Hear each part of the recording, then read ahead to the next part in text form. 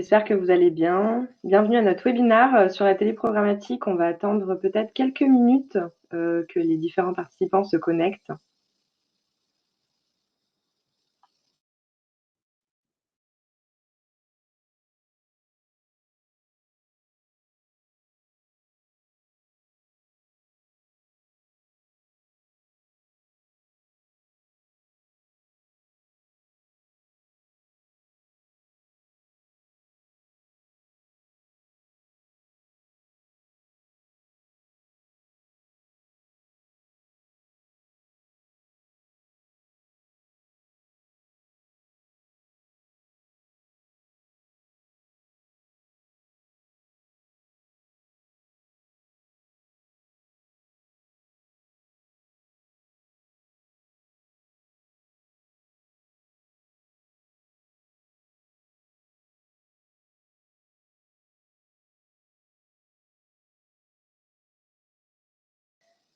Bon, je pense que les gens arrivent petit à petit, donc on va commencer pour rester dans le timing.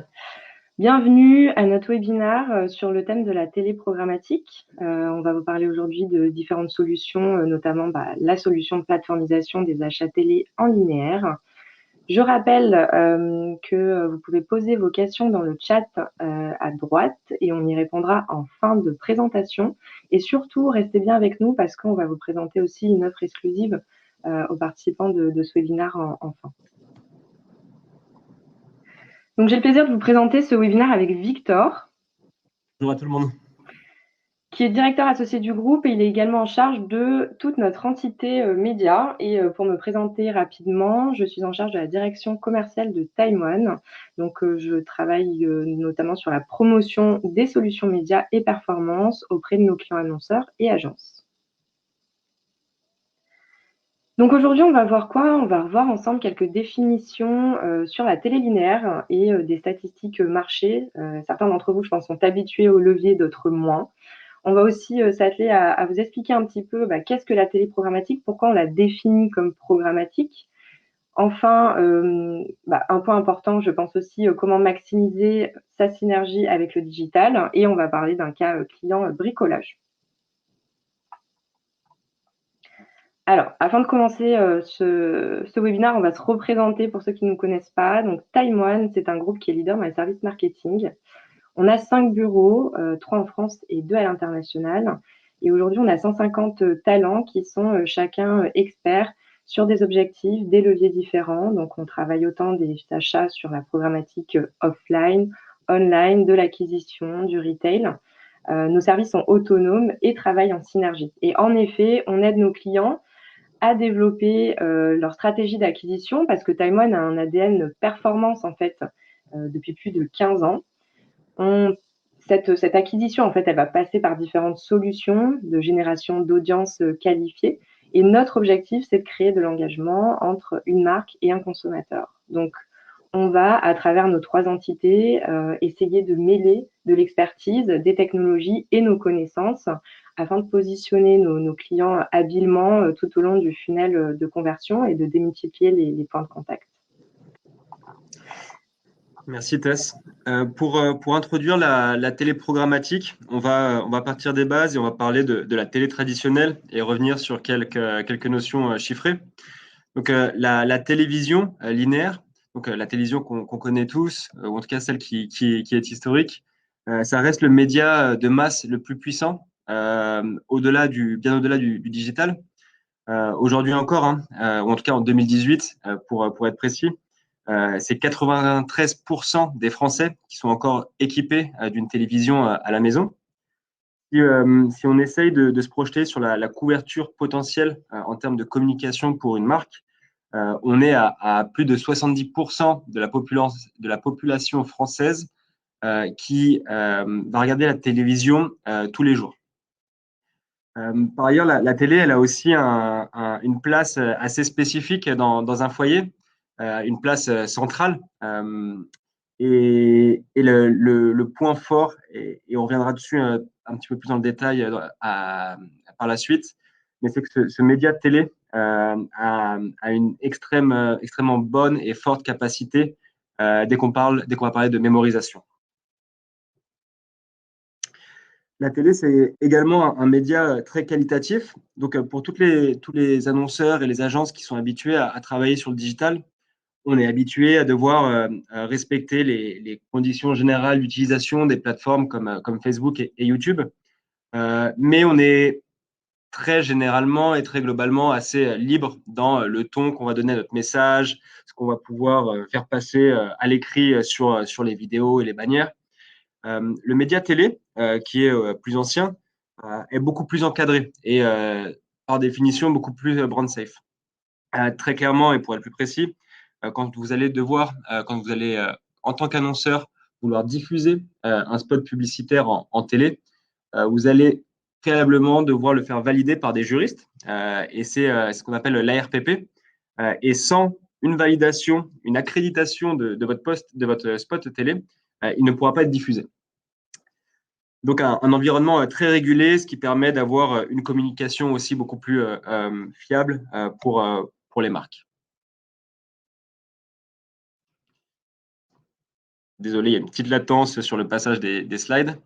Un autre point extrêmement important qu'on a introduit tout à l'heure, c'est que les effets de la télévision sont immédiats. Donc, quand vous activez de la télé, vous allez voir un pic de trafic et un pic de vente incrémentale généré.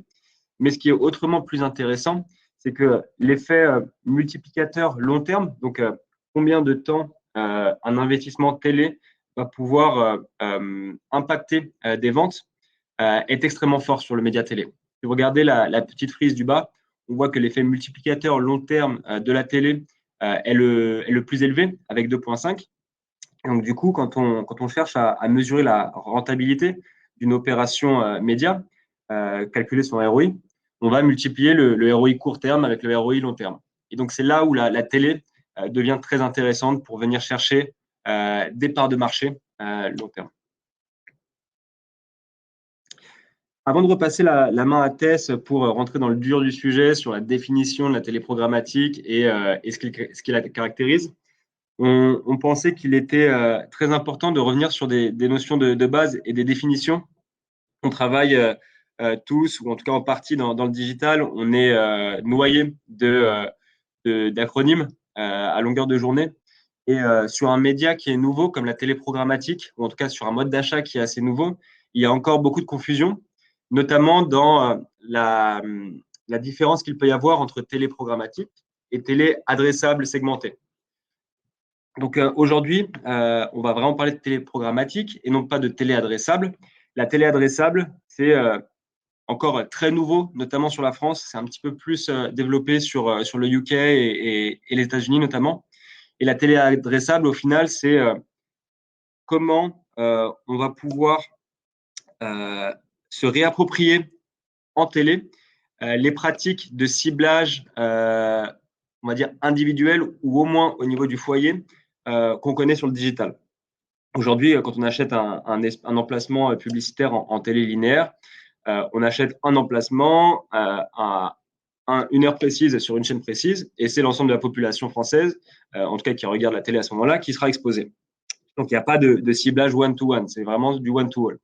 La promesse de la télé adressable demain, c'est de pouvoir répercuter sur votre poste de télé en linéaire la précision du ciblage au moins au niveau du foyer. Je te redonne la main, Tess. Oui, merci. Merci. Donc oui, on va parler vraiment de la télé programmatique et pourquoi en fait on appelle ça la programmatique. Donc comme vu avec Victor, en fait c'est vraiment pas de la télé adressable. Il faut qu'on se sorte de la tête qu'on va pouvoir cibler spécifiquement des audiences. Non, on est vraiment sur un mode d'achat. Et c'est pour ça en fait qu'on appelle ça de la programmatique. C'est un mode d'achat automatisé, simplifié des espaces télé. Donc c'est vraiment en fait finalement la genèse de la programmatique en digital. Pour rappel, c'était de pouvoir rendre accessible au plus grand nombre des inventaires tout en permettant finalement à des éditeurs de maximiser leur achat. Ben là, ça va être pareil, mais au niveau de la régie télé. Donc, si on doit un petit peu détailler les différentes caractéristiques de la télé, merci. Au niveau du ciblage, donc voilà, on n'a pas de ciblage audience planning, data. On n'a pas accès à des données FAI. Par contre, on va vraiment contextualiser un programme, contextualiser sur des chaînes en fonction de données médiamétrie, bien entendu. Et finalement, on va être en mesure d'extraire un ciblage affinitaire. Au niveau de la simplicité, on parle de simplicité. Pourquoi? Parce que on n'a pas besoin de démultiplier les points de contact avec les différentes régies. En fait, votre partenaire, c'est vraiment votre partenaire, votre point de contact unique. Il va agréger pour vous, il va centraliser pour vous un planning média qui sera optimisé en multi-chaîne et donc plus simple d'accès et de mise en place. Au niveau du prix, on parle d'atouts. Simplement parce qu'en fait, le ticket d'entrée, il est 2 à 3 fois moins cher qu'un plan classique en régie. Donc d'ailleurs, pour rappel, un plan télé classique, on va parler de GRP. Donc c'est normal, on a tendance à maximiser en fait un budget ou en tout cas une activation sur une unique chaîne pour jouer sur cette couverture, sur cette répétition. L'idée n'est pas vraiment de dupliquer. Alors qu'ici, le côté centralisation, il va vraiment permettre de proposer un prix plus abordable tout en bénéficiant d'un contexte multi-chaîne. Pour la synergie, oui, synergie, c'est vraiment le cœur de la solution. En fait, on fait de la télé programmatique en vue d'une synergie digitale et surtout en vue d'une mesure de performance. Alors encore, c'est des choses qu'on peut faire aussi en télé classique, mais ici, toute la campagne, elle va vraiment être orientée en ce sens. De la créa, vous allez le voir, aux mesures de KPI. Donc finalement, le choix des chaînes, il peut également être sujet par ce critère. En fait, on cherche à alimenter des performances par rapport à des conversions. Et au niveau de la mesure, on va travailler sur différentes mesures directes, indirectes. On va aller dans le détail après. Mais voilà, les métriques, elles vont être plus héroïstes et elles vont être plus intéressantes en tout cas à regarder. Et c'est là où on a clairement un atout par rapport à ce média. Donc en résumé, en fait, la télé programmatique, l'objectif, c'est de simplifier l'achat télé, c'est de le rendre accessible au plus grand nombre, que ce soit d'un point de vue technique, opérationnel, mais surtout financier. Du coup, on s'est essayé un petit peu à la comparaison de différents critères sur les deux activations, donc télé linéaire classique et télé linéaire programmatique. Donc, bien sûr, c'est sujet à discussion. Au niveau de la notoriété et de l'impact ROI long terme, clairement, grâce à la répétition, la couverture sur cible, pour nous, c'est la télé linéaire qui est votre meilleur atout. Par contre, il est vrai que l'accessibilité, niveau prix et le ticket d'entrée, en fait, ça reste le point fort de la télé programmatique. Et donc, il va y avoir aussi un impact plus fort sur le drive to web, simplement parce que, encore une fois, la campagne elle est conditionnée dès le début intégralement sur cet objectif. Donc, la différence, elle est fine entre les deux leviers. On ne va pas se mentir, la télé classique permet de générer du drive to web. Mais par contre, le ratio sur la programmatique, le ratio budget engagé télé reste très intéressant. Et on estime la même force et la même capacité, je pense, de synergie entre les deux leviers. Mais le process d'achat en télé programmatique, il est quand même plus simplifié, notamment simplement par rapport à cet achat via plateforme qui va centraliser pour vous les contacts régie, le plan média et finalement va simplifier tout le processus d'achat sur ces emplacements télé. Donc pour résumer, c'est vraiment l'accessibilité, le prix, la simplicité de mise en place qui sont percutantes pour la télé programmatique. Le mode d'achat digitalisé, par contre, il va se faire en fonction d'un choix de régie et d'une performance drive to web, je le rappelle. Et ce qui fait que ce levier, on mesure pour nous plus impactant sur le drive to web. En termes de KPI et de mesures, donc je pense que c'est un point important. Qu'est-ce qu'on peut mesurer? Comment bien le mesurer? Donc, au niveau déjà du déroulé de la mise en place de la campagne, on pose dans un premier temps un tracking sur l'URL de redirection de votre campagne, ce sur quoi vous allez communiquer en fait. Donc, on va analyser aussi ce qui se passe, par exemple, sur votre site en pré-campagne pour analyser finalement votre trafic et vos données d'audience. Ensuite, on va travailler sur le plan média. Donc là, transmission du plan média. Donc, on va pour vous transmettre en détail un plan avec nombre de chaînes, nombre de spots, le nombre de contacts télé estimés. C'est une simulation, on le répète, c'est important parce que je ne sais pas si vous avez déjà acheté en télé, mais il y a, comme Victor vous l'a mentionné, des process, des validations aussi de votre spot par la RPP. Et donc, la réservation, elle ne peut pas être effective comme un plan digital classique. Donc, il peut y avoir des allers-retours. Nous, notre objectif, c'est vous transmettre des simulations qui soient le plus juste possible, que l'on validera vraiment à la fin, une fois que votre spot sera validé et une fois qu'on aura les attestations de mandat qui sont signées. Ensuite, on va travailler sur la diffusion, bien entendu. Donc là, voilà, ça va être le fait de calculer directement l'impact de votre campagne. On va faire aussi automatiquement le lien avec les leviers digitaux activés en parallèle, soit par nos soins dans le cadre d'une campagne plurimédia, soit par vos soins.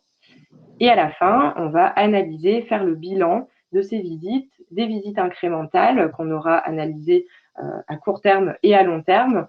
On va pouvoir vous transmettre aussi des bilans qui sont détaillés avec des performances par chaîne, par horaire de diffusion. Donc, la granularité, en fait, elle est forte comme sur un plan télé, mais elle sera liée aussi à des KPI digitaux. Et on a voulu vous présenter quand même un partenaire de mesure qui, pour nous, voilà, est vraiment significatif sur le marché. On a développé avec eux un partenariat assez fort et ils ont une réelle expertise sur les mesures d'audience, que ce soit Drive2Web ou Drive2App. Donc, au niveau des KPI, il y a vraiment pas mal de KPI qu'on peut analyser. Je le répète, on ne parle pas de GRP, on ne parle pas non plus de mesures d'audience, de couverture sur site, mais on peut analyser certaines choses, notamment au niveau de l'audience. On peut analyser des données socio-démographiques. Donc là, on va faire des ponts, en fait, des corrélations, notamment avec les données du Google Analytics de votre annonceur ou de votre Google Analytics si vous êtes annonceur. On va croiser aussi des mesures par rapport à des données géoloques grâce aux IP, aux device ID. Donc, c'est pas mal d'informations qu'on peut remonter en tout cas dans les bilans. Et bien sûr, ce qui va être le plus important pour vous, c'est de mesurer la performance Drive2Web. Donc là, quel a été l'impact sur le volume de requêtes de votre site, sur les moteurs de recherche par exemple. Quel a été le nombre d'engagés télé? Donc ça, en fait, c'est un autre terme pour dire les visites incrémentales sur votre support de redirection. Quel a été le volume de mise au panier et le taux de conversion notamment.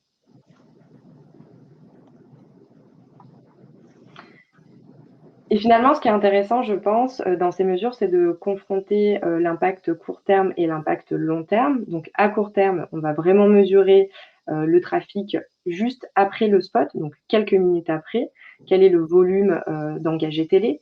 On va aussi faire des mesures avec des sessions de 20 minutes avant, session de 20 minutes après. Donc là, l'objectif, c'est vraiment d'avoir une fenêtre d'analyse courte et de mesurer un impact direct. On peut aussi faire une mesure de spot à spot en fonction des chaînes et des horaires de diffusion. Sur le long terme, l'objectif, c'est d'avoir une fenêtre d'analyse plus longue et finalement, on n'est pas sur une mesure de spot à spot, mais plutôt en général, quel a été l'impact de la campagne et quel est l'effet mesurable sur votre volume mensuel de trafic, votre volume mensuel aussi de nouveaux trafics. Et donc là, ça va vraiment être une comparaison avant, pendant et après, sur le plus long terme. Et je vais laisser la main du coup à Victor qui va vous parler des synergies avec le digital.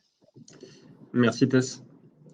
Du coup, la télé, elle a cette particularité de déjà être naturellement, de travailler déjà très naturellement en synergie avec le digital. Si on regarde un petit peu les chiffres qui sont sur votre droite à l'écran, on peut remarquer que à chaque fois qu'on va activer un plan plurimédia dans lequel on va intégrer à la fois de la télé, donc du offline et du digital, la performance des médias digitaux vont être boostés et donc vont surperformer. Les exemples les plus marquants, c'est le search et la vidéo online. À partir du moment où du search est activé en complément de la télé ou vice-versa, les performances du search en termes de vente vont prendre plus 33%. Pour la vidéo online, on parle de plus 27%. derrière, l'achat programmatique, de par la mécanique intrinsèque de l'achat, va favoriser les comportements drive to web. Aujourd'hui, pourquoi est-ce qu'on est capable d'acheter de l'inventaire télé linéaire à ces prix-là, à savoir 2 à 3 fois moins cher que les plans monorégie sur des strates de Noto? Euh, on revient sur les mêmes logiques que le début du programmatique. Hein, c'est on achète des inventaires invendus à la base. Derrière, on va affiner et retravailler ces invendus en fonction des performances projetées en drive to web. Donc, typiquement, les algos, ce qu'ils vont faire, c'est qu'ils vont observer sur l'ensemble des campagnes qui ont tourné et qui ont été mesurées en drive to web pour chaque verticale, quelles sont les chaînes, les emplacements, donc les slots, les horaires qui ont mieux performé par verticale. Et ça va nous permettre de affiner et de reprioriser ces emplacements d'inventaire invendus. Et donc, depuis la création, on va dire, du plan média, on rajoute une couche d'intelligence qui se base sur des données déterministes, donc sur de l'historique, pour pouvoir aller acheter les emplacements les plus propices à générer de la performance en drive to web pour une marque. Pour aller plus loin, on vous a listé trois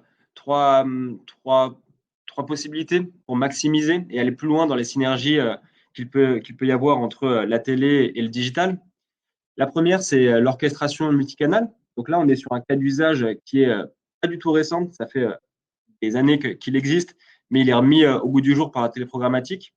Ce cas d'usage, c'est celui de la synchronisation off-on avec, par exemple, une augmentation des enchères sur les mots-clés en SIM au moment où le spot télé est diffusé. Le deuxième exemple, c'est celui de la complémentarité des écrans pour maximiser la mémorisation de votre marque par les consommateurs. L'idée ici, c'est de pouvoir avoir une communication qui soit linéaire et smooth entre votre spot vidéo, qu'il soit diffusé sur Facebook en vidéo, sur du YouTube ou à la télé. Le dernier point, et on en a parlé, on en continue à en parler pas mal pendant ce webinaire, c'est la mesure Drive to Web. Aujourd'hui, la force du digital, c'est qu'on est sur un environnement qui est hautement mesurable. Ça risque d'évoluer dans les années à venir, mais aujourd'hui, c'est un environnement qui est très mesurable et qui nous permet de mesurer les retombées des investissements. Et ce, même quand ces investissements ont lieu sur du offline.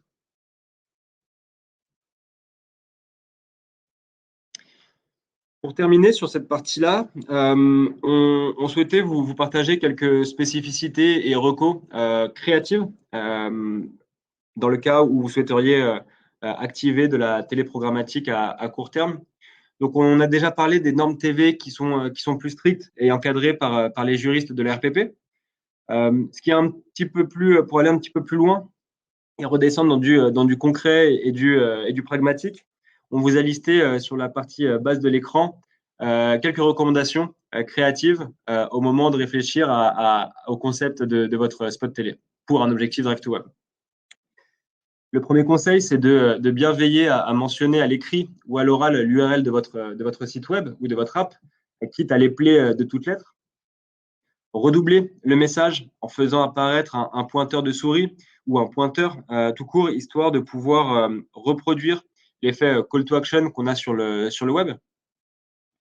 Utiliser des verbes d'action pour donner envie aux consommateurs de vous rejoindre et instaurer une relation personnelle en utilisant par exemple le vous et le nous. Et projeter le téléspectateur dans votre univers pour qu'il reconnaisse votre site d'un point de vue graphique du premier coup d'œil. Donc, garder une certaine cohérence entre la charte de votre spot télé et celle de votre landing page, de votre app ou de votre site web.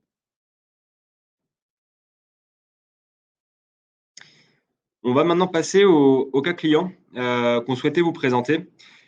Et on est parti sur un cas client du secteur bricolage parce qu'on entre tout juste dans la saison, là, au début du printemps. Donc, l'annonceur en question et le cas client, il date de l'année dernière, exactement la même période. Donc, pour se remettre en contexte, hein, au milieu de la pandémie, ou en tout cas début de la pandémie, gros confinement, un des secteurs qui tire son épingle du jeu et qui voit ses ventes exploser à ce moment-là, c'est le secteur du bricolage et du matériel de jardin.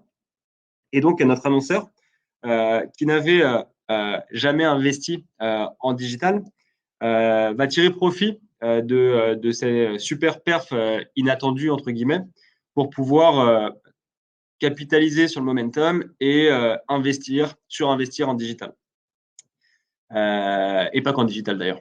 Donc, la proposition qui a été formulée par Taïwan à cette époque-là, c'est de dire on va associer des médias digitaux très héroïstes, donc des médias d'affiliation très perf, avec un média un petit plus traditionnel pour commencer à travailler l'image de marque pour les foyers français, pour cet acteur-là, tout en conservant un objectif héroïste et drive to web. Et donc, on a proposé de la télé programmatique. Pour redescendre dans du concret sur cette campagne, donc on parlait d'un budget de 16 000 euros en hors taxe. On était sur une cible prioritaire d'hommes de 24-49 ans. Au niveau du cadre de diffusion, on était sur 9 chaînes. Il y avait l'équipe télé, Automoto, CNews, C8 Star+, Bein, la régie Bein et France 2. Donc, on est quand même capable d'acheter sur des chaînes traditionnelles, même quand on parle d'inventaire invendu. Et ça, c'est important de le garder en tête parce que l'effet Drive to Web sera toujours beaucoup plus fort sur les chaînes nationales. On était sur une période de 2 semaines pour info pour cette campagne et on a pu diffuser 498 spots pour environ 5000 engagés télé. Encore une fois, les engagés télé, c'est les visites web incrémentales attribuées à votre investissement en télé linéaire. Au niveau des contacts TV sur cible, donc sur cette cible homme 24-49 ans, on était à quasiment 7 millions de contacts. Et je redonne la parole à Tess pour la conclusion et les dernières best practices. Merci Victor. On espère en tout cas que cette introduction à la télé programmatique aura été instructive et inspirante. Alors bien sûr, après, il faut que ce soit dans l'échange pour essayer de réfléchir ensemble quelles sont les possibilités pour vos clients ou pour vos propres marques. Et je pense que c'est un point important à rappeler parce que nous, en tout cas, on le rappelle à nos clients pour que l'équation, elle fonctionne.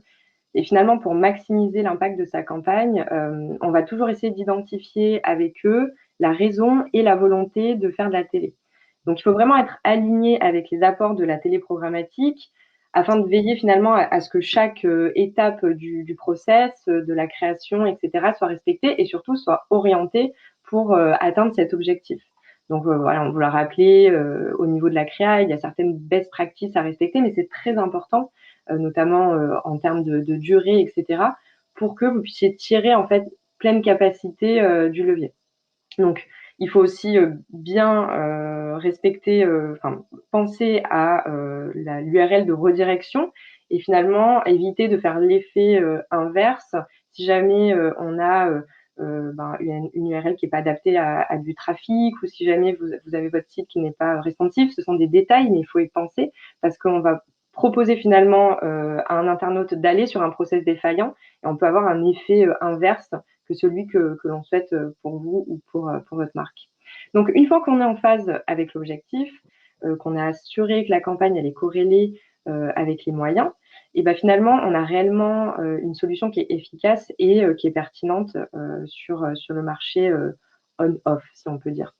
En tout cas, voilà, les équipes Taïwan, Victor et moi-même, on serait ravis de partager plus d'insights avec vous en fonction de vos propres périmètres et objectifs. Surtout, je pense que ce qui est intéressant, ou en tout cas ce qu'on essaye de valoriser chez Taïwan, c'est le fait qu'on a pu appliquer aux médias aux médias offline ce que l'on applique depuis presque 15 ans aux médias online.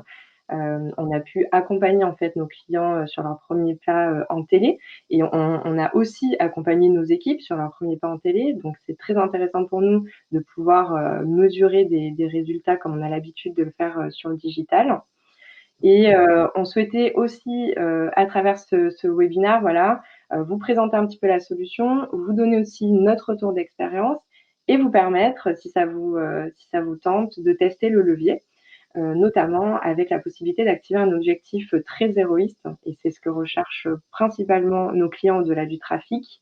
Donc, c'est l'offre dont on vous a parlé. On souhaitait faire bénéficier aux participants de ce webinaire de l'offre la plus complète en fait qu'on peut avoir sur la télé programmatique, avec la mesure en fait de tout ce qui est conversion que l'on vous offre lors de cette première campagne. Donc c'est une offre qui est disponible jusqu'au 30 avril. On a une limite de places disponibles, bien entendu, et donc je vous laisserai revenir vers nous pour ceux qui sont intéressés. Et c'est tout pour nous. Donc, si vous le voulez bien, on va répondre aux questions dans le chat. Et oui, à l'adresse qui s'affiche, n'hésitez pas à nous écrire à SalesFR si vous avez des questions, si vous souhaitez le document. Mais je crois que notre équipe de marketing vous l'enverra dans tous les cas. Merci Tess. Donc du coup, on va prendre les questions. Vous pouvez les poser directement dans le chat qui est disponible sur la plateforme Webikeo. Donc, on va laisser quelques secondes aux participants le temps de poser des questions et puis on y répondra une par une. Tu as déjà une question là, si tu veux, Victor, je peux la traiter. Ouais, tu prends celle de Guillaume? Ouais, ouais, ouais. Ok, alors bonjour, tous les acteurs peuvent-ils faire de la télé? Exemple sur produits spécifiques non grand public. Oui, oui, oui. En fait, on part du principe déjà que, comme vous l'a dit Victor, tout le monde regarde la télé. Enfin, je pense que tout le monde ici, dans cette room, regarde la télé sur son temps libre. Et on le regarde sur notre temps B2C, même si finalement on est B2B, donc on peut être intéressé par tout. Après, tout dépend du produit, du service, et finalement, je pense de son potentiel vendeur. Parce que pour rappel, on a un spot qui se veut court, qui se veut impactant. Donc, on peut tout à fait communiquer si votre produit est en mesure de se vendre sur ce laps de temps. On peut tout à fait communiquer sur des produits spécifiques, des solutions B2B, sans forcément se baser uniquement sur un plan BFM TV, par exemple.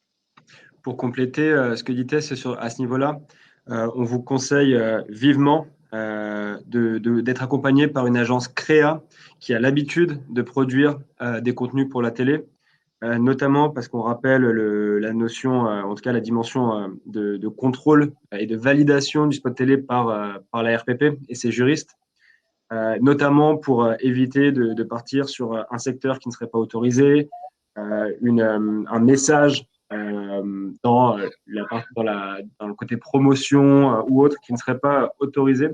Donc, faites-vous accompagner par une agence créa spécialisée en télé offline. Ça vous évitera des allers-retours et donc des frais supplémentaires au moment où vous devrez retravailler vos vidéos parce que telle ou telle dimension n'a pas été respectée. Complètement. Il y a une autre question de Marie-Sophie. Comment définir la meilleure période de l'année pour lancer sa campagne? Est-ce qu'il y a des périodes plus ou moins conseillées versus télé classique? Alors, il n'y a pas de période conseillée autre que celles qui sont propres à votre activité. Typiquement, là, on parlait d'un client sur le bricolage, sur la verticale bricolage et jardin. Et le temps fort, c'est maintenant. Donc, c'est maintenant qu'on recommanderait d'investir. Ceci dit, encore une fois, on est sur une stratégie Drive to Web. Votre site est disponible toute l'année, ou en tout cas, on l'espère.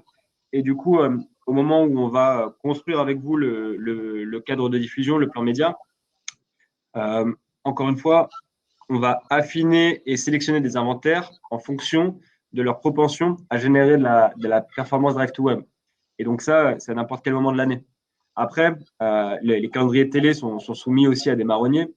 Typiquement, la période février-mars est généralement moins cher, surtout février d'ailleurs, est moins cher que le reste de l'année. Et donc, vous pouvez avoir un retour sur investissement si vous arrivez à bien communiquer à cette période-là, qui est décuplé. Voilà pour Marie-Sophie. Je te laisse prendre la suivante, Tess. Est-il possible de diffuser uniquement sur les télés connectées? Télé connectée, du coup, tu comprends par là télé adressable? Ouais, alors c'est Pierre, effectivement, c'est une des définitions qu'on a redonnées en début de webinaire. On a bien fait la différence entre ce qui est la télé linéaire classique, la télé linéaire programmatique, qui est en fait une plateformisation de l'achat de télé linéaire, et la télé adressable, slash IPTV, slash tout ce qui peut aller avec. Donc là, on ne parlait pas de télé connectée, on parle vraiment de la télé, on va dire, classique, la télé linéaire. Ouais. Demain, en France, il sera possible, il y a déjà des tests qui sont faits, mais c'est pas encore, on va dire, il n'y a pas de réalité mass market pour l'achat en télé adressable aujourd'hui en France, à savoir pouvoir diffuser un spot spécifique en fonction de data foyer ou fournisseur d'accès, par exemple. Et après, pour les téléconnectés, aujourd'hui, nous, chez Time One, quand on active de la vidéo online, on va très souvent accompagner nos clients sur des plans médias pour du replay, du catch-up. Et ces inventaires-là, en général, ils vont se splitter entre desktop, mobile et un petit peu de téléconnecté. Ceci dit, le volume d'inventaire et d'audience disponible en France pour faire un plan média uniquement, en tout cas une campagne uniquement sur téléconnecté, c'est pas conseillé. On n'a pas encore les volumes pour adresser ça. Sur les US et le UK, et en Allemagne, ça commence aussi. C'est beaucoup plus démocratisé. Chez nous, on met déjà un pied dans la téléprogrammatique et dans la plateformisation des achats. Et on espère que demain, les régies qui multiplient les tests aujourd'hui, les fournisseurs d'accès qui multiplient les tests pour pouvoir rendre la télé adressable, nous permettra d'avoir beaucoup plus d'inventaire sur des téléconnectés, entre autres. Mm. Du coup, pour les suivantes, il y a deux questions qui sont similaires. Donc, c'est de savoir quel est le minimum d'investissement pour tester ce nouveau levier, quel est le ticket d'entrée. Bon, c'est discutable, mais je pense qu'avec un minimum de 15 000 euros, on peut faire déjà quelque chose de très sympa. Si je dis pas de bêtises, Victor, le cas qu'on vous présente, c'est sur ce ticket-là. Exact, on était à 16 000 euros hors taxe. Comme 16 ça 000. peut vous permettre de voir un petit peu quand même le nombre de spots, les performances qu'on peut avoir sur ce budget-là. Donc, c'est pour ça qu'on est vraiment déjà sur un budget plus accessible. Ça nous est arrivé, nous, d'avoir des clients qui viennent nous chercher sur des budgets plus élevés, je ne vais pas dire trop élevés, mais plus élevés, et sur lesquels on les a conseillés de ne pas partir sur ce levier parce que ce n'était pas raccord finalement avec leur objectif. Ils recherchaient vraiment de la notoriété, donc on est parti sur un plan télé classique. Donc oui, je pense qu'à 15 000 euros, vous pouvez facilement profiter pleinement du levier programmatique. Je te laisse prendre la suivante si tu veux, Tess, et je répondrai à celle d'Andry sur la télé segmentée. Il me semblait que tu avais déjà un petit peu répondu à celle d'André au-dessus, mais ouais, tu pourras plus détailler. Est-il possible avec la télé d'avoir des créneaux de grande écoute? Oui et non. Enfin, j'ai envie de dire non, parce qu'on est quand même plutôt sur de l'achat d'inventaire invendu. Et en tout cas, enfin, nous, on va pas faire le plan média en fonction de ces créneaux de grande écoute. On va pas vous mettre, par exemple, avant les 12 coups de midi sur TF1, parce que c'est pas l'objectif. Après, si sur la période que l'on cible, ces créneaux sont disponibles à l'achat parce que non réservés, après tout dépend ce qu'on entend par grande écoute, hein, oui, ils peuvent faire partie du plan. Mais encore une fois, c'est pas là l'objectif. Vraiment, quand on met en place le plan, on prend cet objectif Drive to Web, pardon, on prend un secteur et on prend une cible. Et là, on crée un plan média. On va pas se dire, oui, j'aimerais bien quand même être à telle heure sur telle chaîne parce que je sais que c'est là qu'est ma cible. C'est là la différence, en fait, je pense. Exactement. Et si techniquement, bien sûr que c'est possible, mais au final, ça ferait que augmenter le ticket d'entrée pour pouvoir investir. Et on perd le grand atout et la grande qualité de ce nouveau mode d'achat, c'est que permettre à des pure players, par exemple, qui n'ont jamais investi en télé, parce que investir 80, 100K sur une régie pour une campagne, ça fait beaucoup. De pouvoir commencer à se frotter avec en plus une mesure du ROI, là, ça devient intéressant. Et si on va acheter que des emplacements en Prime ou en Access sur N6, TF1, non, ça va pas le faire. On sort de la stratégie Drive to Web, on sort de l'avantage de rentabilité pour les mesures web, pour les visites web qu'on cherche à générer. Alors, Andri, salut, j'ai loupé le début. Est-ce que sur la partie adressable TV segmentée, vous avez des premiers retours d'expérience? Alors, en effet, Tess, ça recroise un petit peu la question tout à l'heure. Donc, on a surtout, si vous voulez, des discussions sur la télé segmentée. C'est un sujet qui est très, très à la mode aux US, qui l'est aussi pas mal au UK. En France, on en parle beaucoup, notamment parce qu'on bosse avec des technos américaines. Mais la réalité du marché, c'est que aujourd'hui, il y a un contexte légal qui vient d'évoluer. Et quand je dis qui vient, ça veut dire que la télé segmentée n'était pas légale en France avant il y a quelques mois. Donc, on avance d'un point de vue réglementaire. D'un point de vue technologique, il n'y a pas forcément de problème dans le sens où les fournisseurs d'accès font des tests avec les grandes marques depuis plusieurs années maintenant pour essayer de tendre vers ce cas d'usage. Mais si on parle de mass market, nous, aujourd'hui, et sur le marché en général en France, faire un plan média annuel sur de la télé adressable, c'est pas viable. C'est pas viable pour la majorité des marques du marché. Encore une fois, c'est possible, il y a des tests qui existent, mais le marché français est encore peu mature. Toutes les régies ne sont pas encore branchées. Il y a encore énormément de monde qui achète en télé traditionnelle.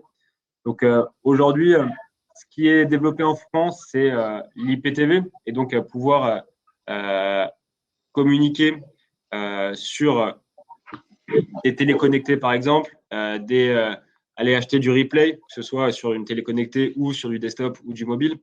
Mais on n'est pas encore sur un ciblage du spot publicitaire par foyer. On estime que ça ne sera pas le cas en France avant au moins 2 ans. Pas de manière très mass market. Ok, merci. Prochaine question, possible en géoloc? Non, pour moi. Après, possible comme on le disait, de mesurer potentiellement des audiences et des zones sur lesquelles votre campagne a généré finalement le plus de trafic incrémental, si je peux dire, mais pas possible de cibler spécifiquement une zone avec la télé linéaire. En termes de ciblage, on est sur du socio-démo et ce sont les caractéristiques de ciblage de médiamétrie, donc comme sur de la télé classique, télé linéaire classique. Et la géoloc, non, pas possible parce qu'encore une fois, en télé linéaire, c'est un message pour tout le monde, un seul et même message pour tout le monde. Et du coup, il n'y a pas de possibilité de cibler et de restreindre le message à une zone géographique ou autre. On pourrait essayer d'aller travailler sur un cadre de diffusion, sur des chaînes régionales, etc. Mais encore une fois, si on avançait dans cette direction-là, on serait complètement à rebours de l'objectif premier qui est mon objectif, c'est de générer des performances web. Voici tout l'inventaire. Qu'est-ce qui va me permettre d'atteindre mon objectif? Donc, on ne met pas en clé d'entrée. On part de l'objectif Drive to Web, ensuite le ciblage socio-démo, et après on laisse tourner les algorithmes. On a bien sûr la possibilité de fine-tuner les résultats en sortant ou incluant des chaînes ou des créneaux, mais l'objectif c'est quand même de laisser bosser l'algo qui nous sort une recommandation en fonction des performances observées sur un historique de données. Sophie, combien de temps avant la campagne devons-nous nous y prendre, tenant compte RPP et régie? Bah, en fait, oui, voilà, la réponse elle est dans la question. On est dépendant complètement de la validation de l'RPP, donc il faut vraiment anticiper ce point-là au niveau du spot. Et je pense qu'il faut anticiper les potentiels allers-retours, à part si vous avez l'habitude d'en faire et voilà que vous avez pris un petit peu le pli. Mais bon, c'est vraiment l'élément central en fait qui peut nous faire perdre du temps entre guillemets. Mais je pense qu'on peut se dire environ 3 semaines à partir du moment où tout est ok, quoi. Merci Tess. Ango, hello, est-il possible de cibler uniquement des inventaires de diffusion sur mobile et tablette? Alors non, du coup, là, on est vraiment sur un inventaire télélinéaire. Donc, il n'y a aucun device mobile, même pas desktop. On n'est pas non plus sur du replay. On est vraiment sur la télé traditionnelle qu'on connaît depuis qu'on est tout jeune. La télé du salon, distribuée via câble ou hertzien ou parfois maintenant en IPTV. Mais c'est vraiment la télé traditionnelle dans le sens live. Il n'y a pas de notion d'Internet ou de diffusion, de choix du programme, autre que la chaîne que vous allez sélectionner. Sur le cas client, tu as fini, pardon, Victor? Ouais, carrément. Okay. Sur le cas client, vous parlez d'hommes de 24-49 ans, comment être sûr de toucher cette cible précise? Bah là, on s'en remet totalement à médiamétrie. Hein. C'est comme un plan télé classique, c'est des études en fait qui nous permettent d'analyser des panels en fonction de chaînes et de créneaux horaires. Donc c'est un critère en fait qui rentre dans le fameux algorithme de la plateforme qui va choisir pour nous le plan média, tout simplement. Je ne sais pas si tu veux compléter, Victor, sur cette partie, mais pour moi, Non, c'est très clair.